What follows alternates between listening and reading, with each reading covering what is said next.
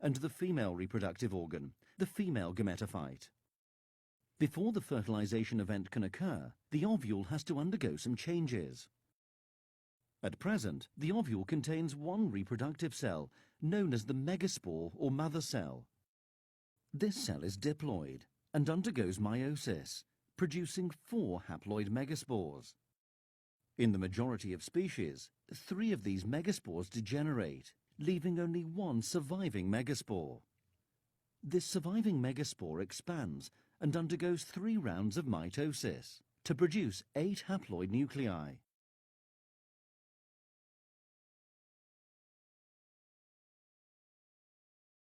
As the nuclei have not developed any individual division, they initially share the same cytoplasm.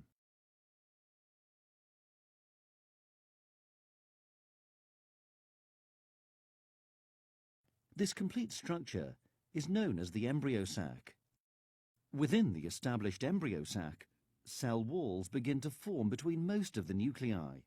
3 cells named antipodal cells form opposite the opening of the ovule, known as the micropyle. Another 3 cells form above the micropyle. 2 of these are synergids, and the other is the egg cell. This leaves 2 nuclei in the center of the ovule. These central nuclei remain together in one large cell.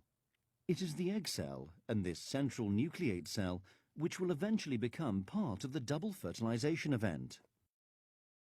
In order for the double fertilization event to occur, the male gametes, the sperm, must travel from the anther to the embryo sac within the female reproductive organ.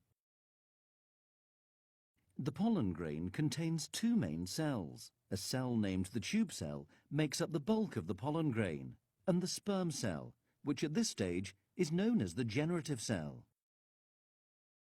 To reach the embryo sac, a pollen grain must land on the stigma.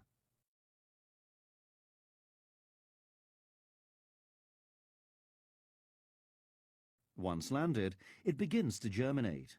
The tube cell forms a long structure down the style and into the ovary. The generative cell travels behind the tube cell nucleus. Once near the ovary, it divides by mitosis to produce 2 haploid sperm cells. The pollen tube reaches the micropyle and releases the sperm cells into the embryo sac. One of the 2 sperm cells fertilizes the egg cell.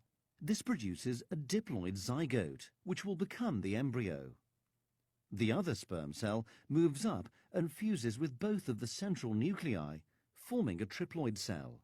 This unusual triploid cell develops into an endosperm and serves as the embryo's food supply during early development. It is only angiosperms, flowering plants, which have this double fertilization characteristic, where a diploid zygote and a triploid endosperm form. Gymnosperms, pines, tracheophytes, ferns, and non-tracheophytes, mosses, lack this double fertilization feature.